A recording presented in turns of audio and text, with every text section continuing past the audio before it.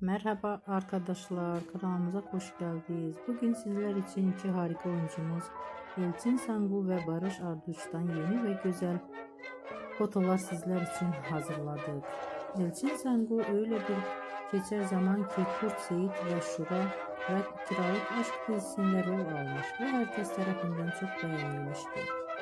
Biz de sizler için onların güzel ve romantik karelerini hazırladık. Bu videoların devamlı gelmesini istiyorsanız da kanalımıza abone olup yorum yazmayı unutmayalım. Bizden bu kadar.